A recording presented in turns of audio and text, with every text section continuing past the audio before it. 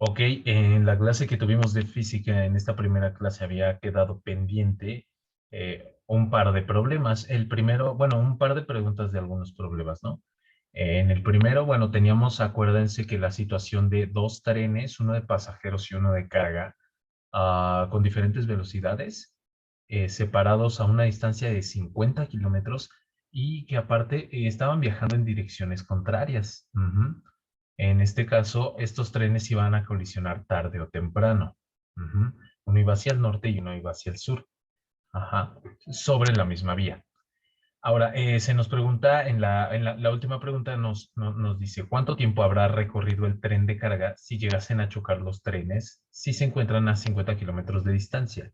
Bueno, aquí lo que tenemos que tomar en cuenta es que en algún punto entre los dos trenes, ellos van a colisionar, ¿ok? Ahora, ¿qué tenemos que tomar en cuenta cuando existen colisiones?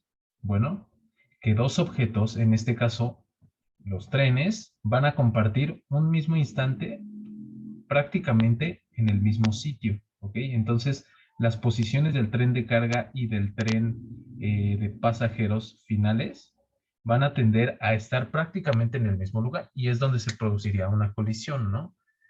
Prácticamente ahí. Entonces, ¿qué podemos saber o cuál es qué tipo de movimiento tenemos? Bueno, acuérdense que como tienen velocidad constante, en ambos casos es movimiento rectilíneo uniforme. No existe aceleración para ninguno de los dos trenes. Entonces, por tanto, para el tren de carga, la velocidad del tren de carga será igual a la distancia recorrida entre ese tren de carga entre el periodo de tiempo que haga el recorrido ese tren.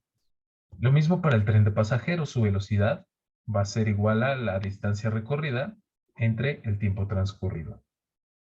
Hasta aquí todo bien.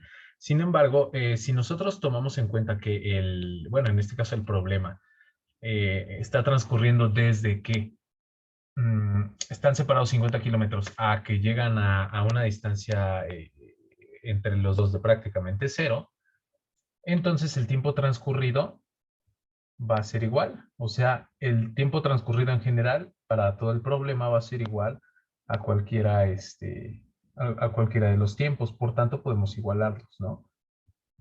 Ahora, de esta ecuación, si nosotros despejamos el tiempo transcurrido,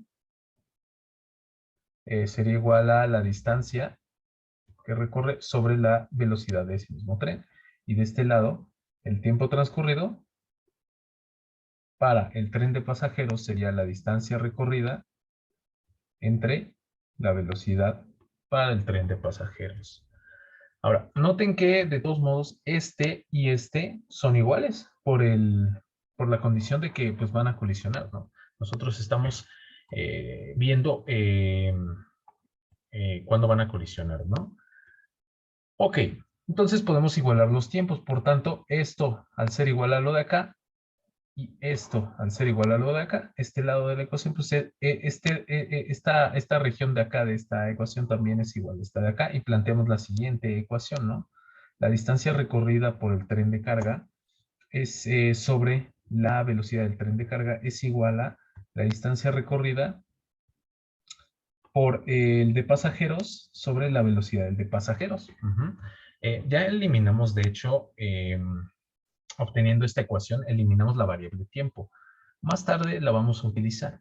Pero ahora que tenemos, tenemos estos valores de velocidad que ya tenemos. Recuerden que para el de carga eran 43 kilómetros por hora y para el de pasajeros nos decía el problema que eran 140 kilómetros por hora.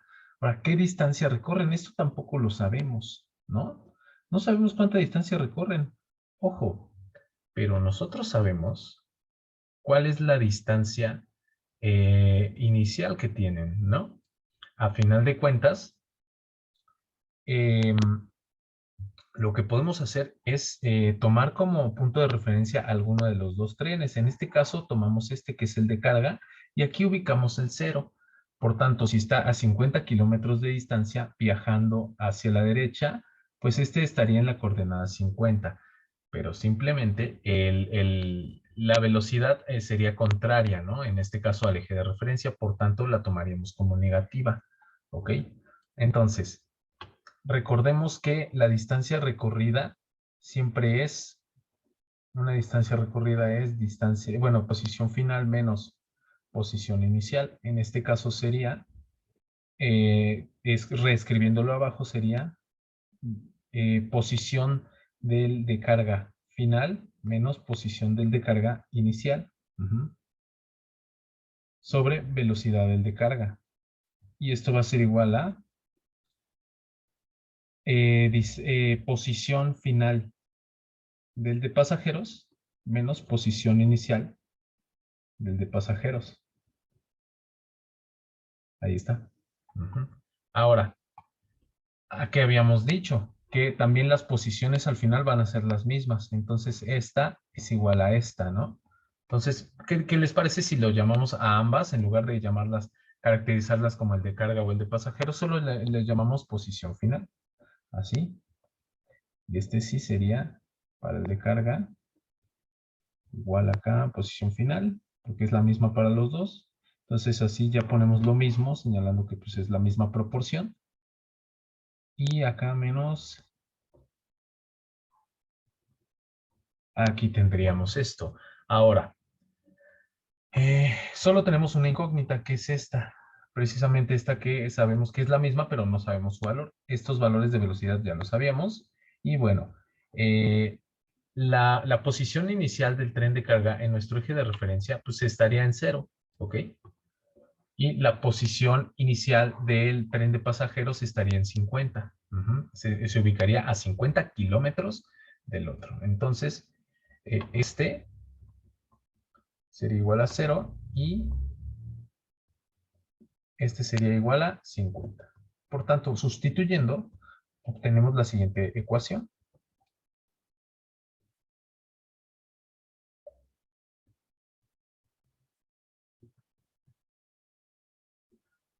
Y recordemos que en este caso la velocidad, o sea, la rapidez que nos están diciendo ahí de 140 kilómetros que se dirige hacia el norte, en este caso tomaríamos como, debido al eje de referencia, menos 140 kilómetros. Y en este caso, como el tren de carga va en sentido positivo, este sí sería 43 kilómetros por hora.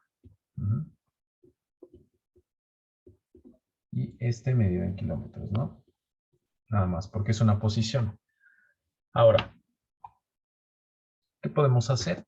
Bueno, nosotros necesitamos a final de cuentas resolver para despejar la posición final, ¿ok? Para saber a qué altura entre esos 50 kilómetros van a chocar los trenes, ¿ok? Si nosotros multiplicamos primero por menos 140 kilómetros por hora de los dos lados,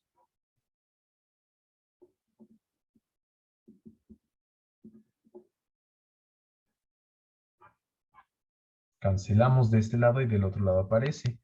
Kilómetros por hora, entre kilómetros por hora, pues se cancelan y esto ya nada más queda un cociente entre dos valores. Sería menos 140 entre 43. Y aquí, posición final menos 0 sigue siendo posición final, ¿no? Entonces eso estaría multiplicando al de acá. Y acá quedaría nada más posición final menos 50 kilómetros. 50. Ok. Ahora, si nosotros restamos posición final de los dos lados,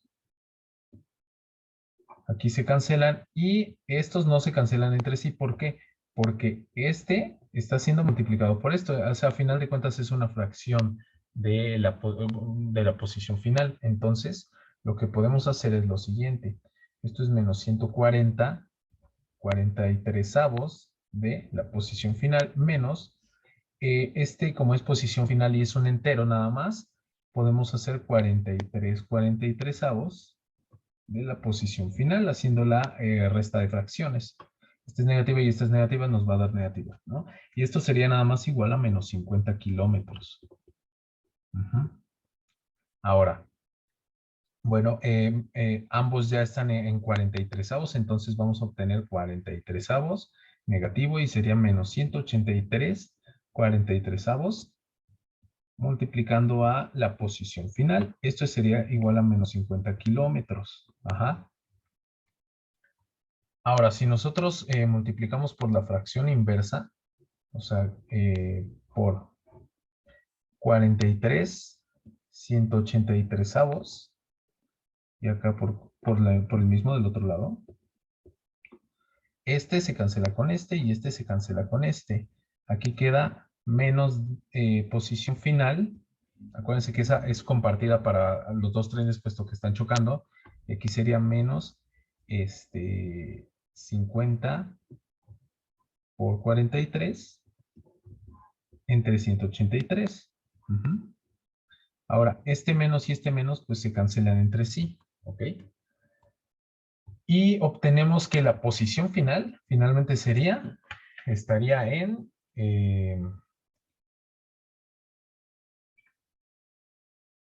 el kilómetro 11.74, ¿ok? Como esta vez sí tomamos el eje de referencia e incluimos signos para caracterizar tanto a la posición como a las velocidades, según el signo, la dirección que tuvieran, pues entonces a partir del 0 hacia la derecha avanzaríamos 11.74 kilómetros, que sería aproximadamente una quinta parte aquí, 11.74 kilómetros. Ujú.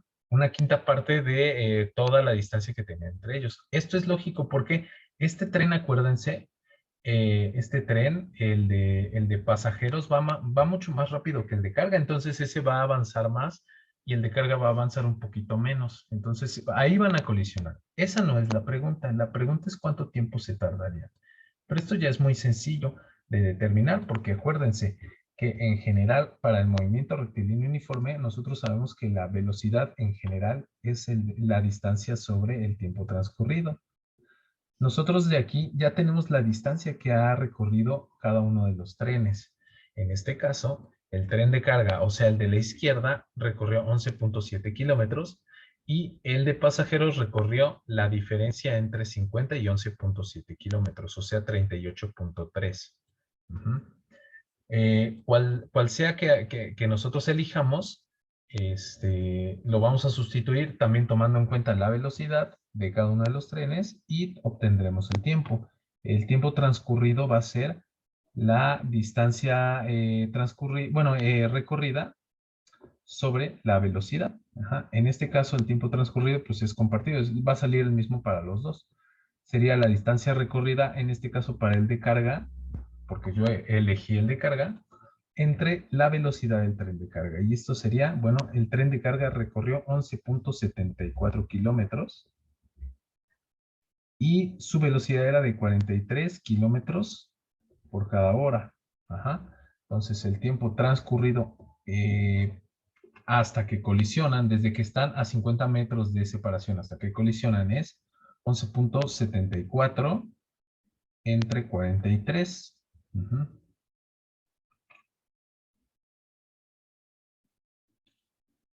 Y esto sería 0.27. ¿En qué unidades? Bueno, kilómetros se cancela con kilómetro y horas está en el denominador de un denominador, ¿de acuerdo? Entonces se convierte en numerador. Entonces medida en horas.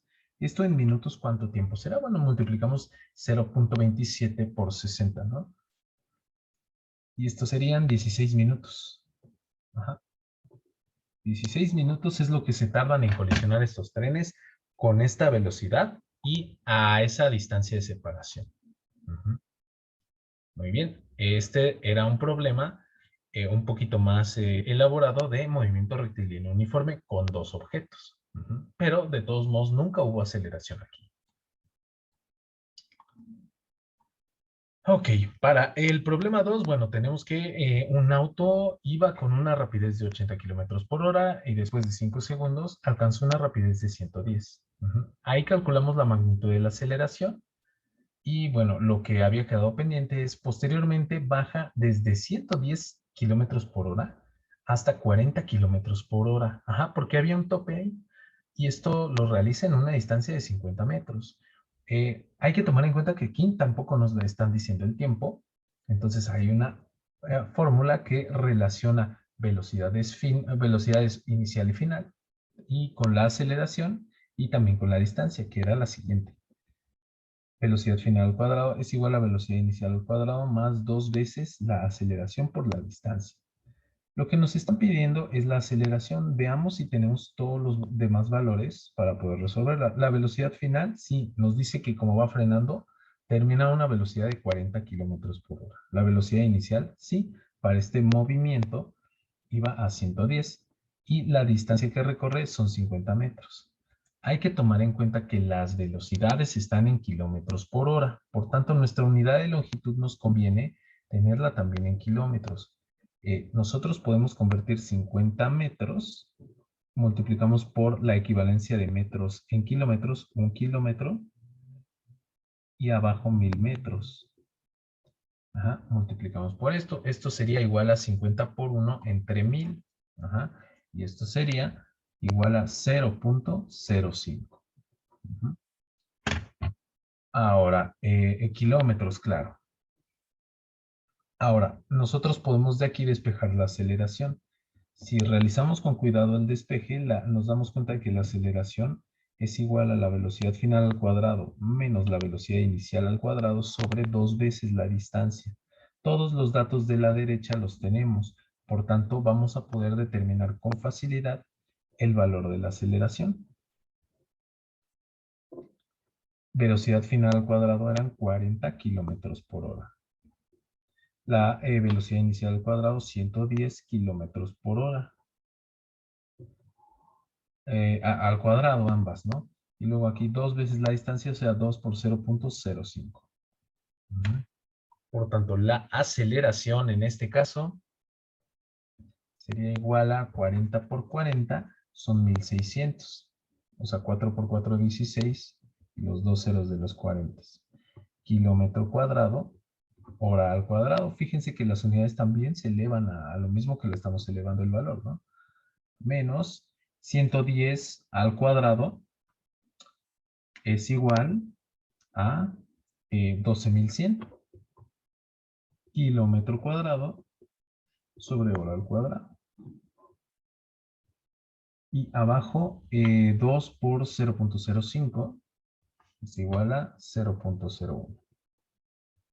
Muy bien, nada más tenemos que resolver la resta de arriba y después dividir entre 0.01. Entonces la aceleración sería igual a 1600 menos 12.100. Y esto quedaría menos 10.500. Como se están restando unidades iguales, quedan en las mismas unidades. Kilómetro cuadrado sobre hora cuadrada. Todo esto dividido entre 0.01. Aquí no pusimos las unidades, pero es kilómetros. Kilómetros, ahí está. Y esto sería igual a 1.050.000